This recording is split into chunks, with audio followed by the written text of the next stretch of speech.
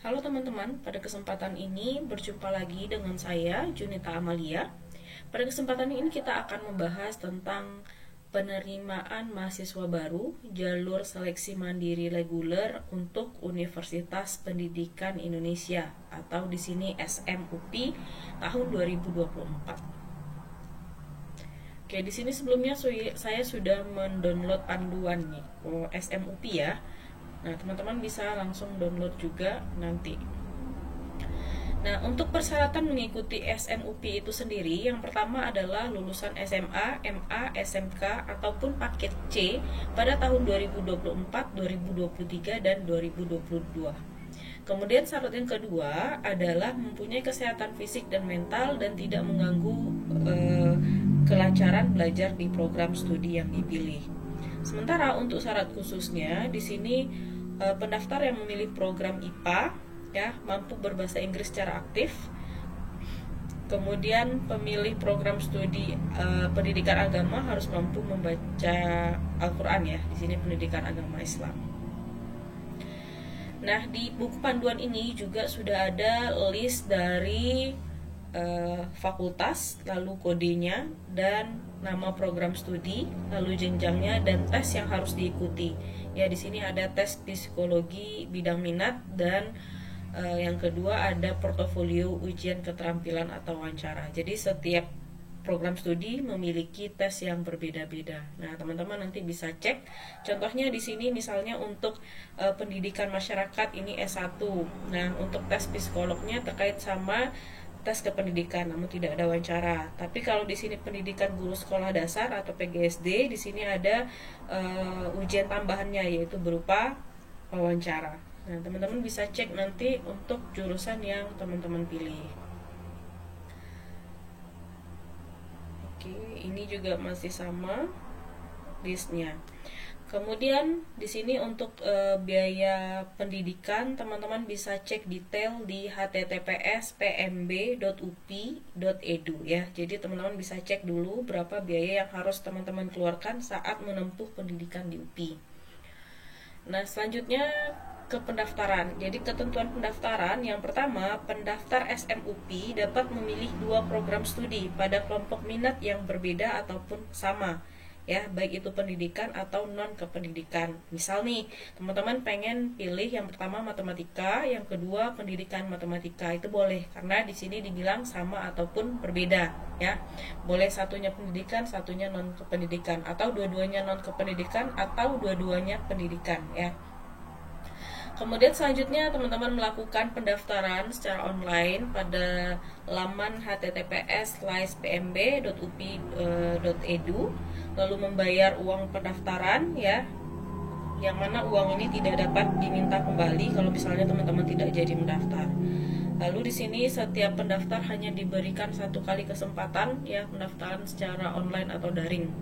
Jika peserta ingin mengubah kembali pilihan program studi setelah proses pendaftaran selesai, maka pendaftar harus melakukan proses dari awal lagi. Berarti nanti akan bayar lagi ke bank gitu ya. Selanjutnya baru mengisi surat pernyataan kesediaan membayar biaya pendidikan.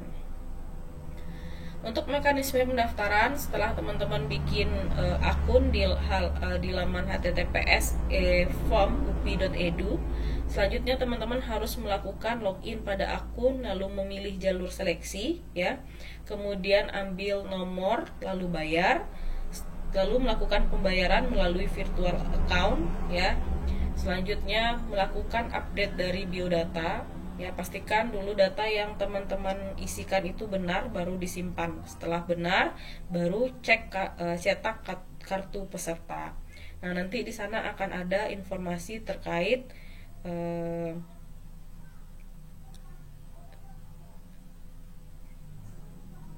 tempat ujian. Kemudian cek informasi ujiannya ya. Nah, yang perlu diperhatikan di sini untuk waktu pendaftaran, pengambilan nomor bayar dilakukan secara daring atau online tadi, dilakukan mulai tanggal 20 Mei sampai 30 Juni.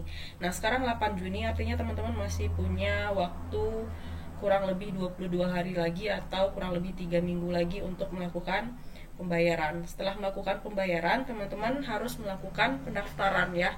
pendaftaran maksimum tanggal 30 Juni itu pada pukul 15. Kemudian melakukan pengisian kepesertaan, lalu memilih waktu dan lokasi ujian ya. Nah, kemudian biaya pendaftaran itu sebesar Rp350.000 ya. Selanjutnya nanti akan dilakukan penilaian dari hasil seleksi tersebut. Nah, yang pertama di sini menggunakan nilai tes psikologi bidang minat bakat, lalu tes skolastik, literasi, dan seterusnya. Ini tes-tes yang harus teman-teman ikuti.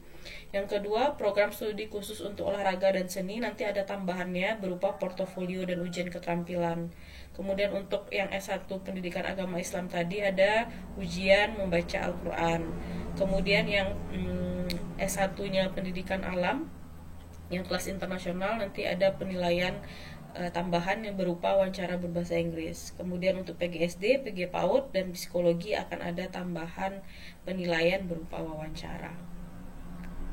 Nah, selanjutnya di sini ada jadwal seleksi ya untuk semua program studi ya SM UPI kecuali kedokteran UPI, maka akan ada tes psikologi, minat bakat, TPS, penalaran matematika. Itu dilakukan pada tanggal 8 sampai 10 Juli. Tempat ujiannya dapat dilihat di kartu pesertanya nanti ya, yang setelah teman-teman print itu. Untuk S1 kedokteran ada tes psikologi, minat bakat, TPS, literasi, IPA terpadu, yang mana di sini ada biologi dan kimia. Itu dilakukan juga pada tanggal 8 sampai 10 Juli ya. Kemudian tempatnya juga dapat dilihat pada kartu peserta.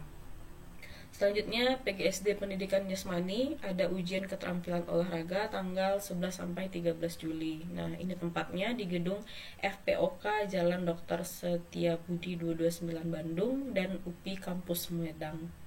Lalu untuk pendidikan seni rupa, seni musik, seni tari, komunikasi visual musik juga ada ujian keterampilannya tanggal 11 sampai 13 Juli ya, di tempat yang sama. Ini untuk pendidikan jasmani juga ada ujian olahraganya ya, tempatnya masih sama. Kemudian untuk pengetahuan alam tadi yang kelas internasional, wawancara bahasa Inggrisnya akan dilakukan pada tanggal 11 sampai 13 Juli by Zoom. Untuk yang baca Quran tadi untuk ilmu pendidikan agama Islam juga by Zoom. PGSD, PG PAUD, wawancara dan minat bakatnya juga by Zoom, psikologi juga ya.